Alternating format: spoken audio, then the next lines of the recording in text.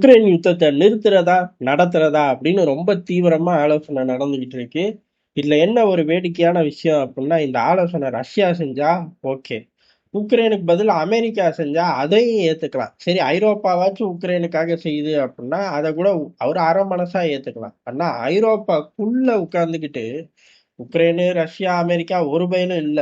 எண்ணெய் ஊத்தி கொழுந்து விட்டு எரியக்கூடிய 3 பயலுகளும் இல்ல. இவனுங்க தனியா கூட்டம் போட்டுக்கிட்டு இருக்காங்க. காரணம் என்ன அப்படின்னா, இனிமேலும் இதனால நமக்கு மைலேஜ் இருக்கா? இல்லையா? அப்படிங்கிறதுதான்.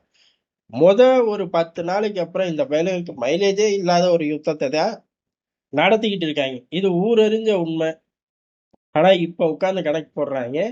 இதுக்கான காரணங்கள் என்ன அப்படின்னா, ஜெலன்ஸ்கி மேலேயே நம்பிக்கை இல்ல. அடப்பாவிகளா! அந்த ஆள் தான் தன்னோட ஆஃப்ஷோர் அக்கௌண்ட்டுக்காக ஒட்டுமொத்த நாட்டையும் கிளச்சு போட்டு உங்களுக்கு விசுவாசத்தை காட்டிக்கிட்டு இருக்காரு. தலைவன் மேலேயே நம்பிக்கை இல்லாட்டி எப்படி அப்படின்னு எல்லாருக்கும் கேட்க தோணும். தலைவனுக்கு இனிமேல் உள்ள எதிர்காலம் இல்லைன்னு நம்புறார்கள். அதாவது ஜெலன்ஸ்கிக்கு இல்ல அப்படின்னு. காரணம் என்னன்னா, ஜெலன்ஸ்கி ஏகப்பட்ட பேரை தனக்கு எதிராக நின்ன ஏகப்பட்ட பேரை தட்டி தூக்கிட்டு தான் இந்த இடத்துக்கு அமெரிக்கா, ஐரோப்பாவால கொண்டு வரப்பட்ட ஒரு ஆளு. ஏறக்குறைய இப்ப யூனுஸ் மாதிரி என்ன ஒண்ணு, யூனுஸ் பெரிய தற்கூரி. இந்த ஆள் தற்கூரி லிஸ்ட்ல வைக்க முடியாது, வில்லன் லிஸ்ட்ல வைக்கலாம். இவ்வளவுதான் வித்தியாசம்.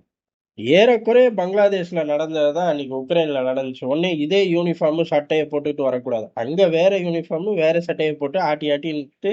இன்னைக்கு நாடே ஒண்ணும் இல்லாம நிக்குது. பின்னாடி இயக்குனது ஏதோ அமெரிக்கா தான். அப்பேற்பட்ட விசுவாசமான ஆளு. ஆனா இப்ப என்ன ஆகுது அப்படின்னா, அவரு இவர்களுக்கு ஏத்தாப்புல எல்லாமே பண்ணி தந்தார். அதே மாதிரி தன்னோட எதிரிகள் அப்படின்னு உள்ளுக்குள்ள இருந்த ஏற்கனவே எல்லாரையும் அடிச்சு விரட்டிட்டு வந்து உட்கார்ந்தாச்சு. ஆனாலும் நாட்கள் செல்ல செல்ல எதிரிகள் புதுசா உருவாகுவாங்கல்ல, எல்லாரையும் புடிச்சாரு. புடிச்சு வெளியேத்தினார். ஏகப்பட்ட விஷயங்களை பண்ணார். 2 3 டிவி ஸ்டேஷன் எல்லாம் மூடினார். தனக்கு எதிராக செய்தி போடுறாங்க அப்படின்னு சொல்லி 2 3 டிவி ஸ்டேஷனு, ஒரு ரேடியோ ஸ்டேஷன்லாம் மூடிட்டார்.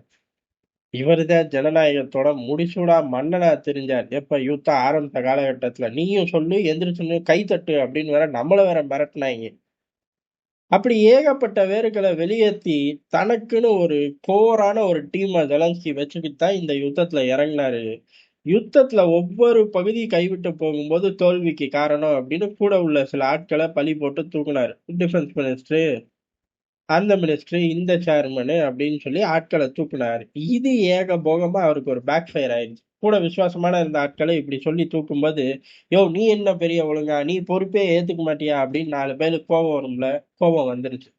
கோபம் வந்து அவனுக்கு பூரா ஒரு டீமா சேர ஆரம்பிச்சாங்க. இதெல்லாம் இந்த 3 வருஷத்துல நடக்குது.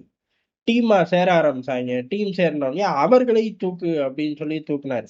ஐயே இவன் கிடக்குறான் லூசு பையன் அப்படின்னு சொல்லி கையில கிடைச்சதை பூரா சுருட்டிக்கிட்டு அவனா எக்ஸிட் ஆக ஆரம்பிச்சாங்க. அதாவது பல நேரங்கள்ல ராணுவ வீரர்கள் தெரிச்சு ஓடுறார்கள் அப்படிங்கிறத நம்ம விரிவா பார்த்திருக்கோம். ஆனா நடுவுல இடை சொருகல்கள் மாதிரி இந்த கூடவே இருந்த கைப்பிள்ளைகளும் மினிஸ்டர்களும் தப்பிச்சு ஓடுறார்கள். பொட்டி பொட்டியா பணத்தை தூக்கிட்டு ஓடுறார்கள் அப்படிங்கிறதை பார்த்திருக்கோம். அது இப்ப அதிகமாயிருச்சு. எல்லா பேரும் வெளியில போய் செட்டில் ஆயிட்டாங்க. இப்படி பெரிய தலைகள்லாம் வெளியில போய் செட்டில் ஆகவும், அடுத்து உள்ள சின்ன தலைகள்லாம் எப்படி ஆட்டைய போடுறது தெரியாம எல்லாத்தையும் வாரி சுருட்டு அப்படின்னு வாரி சுருட்டுனதோட விளைவு, சுருட்டுன பணத்தை தங்கத்துல டாய்லெட்லாம் கட்டி வச்சிருக்காங்கடா அப்படிங்கிற விஷயம் வெளில வந்துருச்சு. அதுதான் இப்ப சிக்கலாயிருச்சு. ஜெலன்ஸ்கியை பொறுத்தவரை இந்த ஊழல்லாம் வெளியில ஃபிளாஷ் ஆகறதுலாம் புதுசு கிடையாது. ஆனா அப் டு டேட் ஃபிளாஷ் ஆகுது. இது மக்கள் மத்தியில பெரிய தாக்கத்தை ஏற்படுத்துது. இதை விட ஹைலைட், அதாவது மக்கள் மத்தியில பெரிய தாக்கத்தை ஏற்படுத்துது. இந்த தாக்கம் அப்படிங்கிறது உக்ரைனை தாண்டி பல ஐரோப்பிய நாடுகள்லயும் ஏற்படுது. ஏன் அப்படின்னா, நீ கொடுத்த காசுல அவன் பாரு என்ன வேலையெல்லாம் பார்க்கிறான், நீ எதுக்கு அவனுக்கு காசு கொடுத்த அப்படின்னு சொல்லி ஐரோப்பா முழுக்க மக்களாட்சி தானே, அங்க உள்ள தலைவர்களுக்கு வாக்கு சரிவே ஏற்படுது. என்னடா இது, இந்த யுத்தத்தை நடத்தி நமக்கு மைலேஜ் தேரலான்னு பார்த்தா இது என்ன இப்படி ஆகிக்கிட்டு இருக்கு அப்படின்னு சொல்லி எல்லாருக்கும் ஒரு பதட்டம் ஆயிப்போச்சு. இப்படி பதட்டமானனாலதான் என்னடா பண்றதுன்னு உட்கார்ந்துட்டு இருக்காங்க. அதாவது ஜெலன்ஸ்கியை தூக்கிட்டு நம்ம நல்லவனா மாறிடுவோம் அப்படிங்கிற மாதிரி.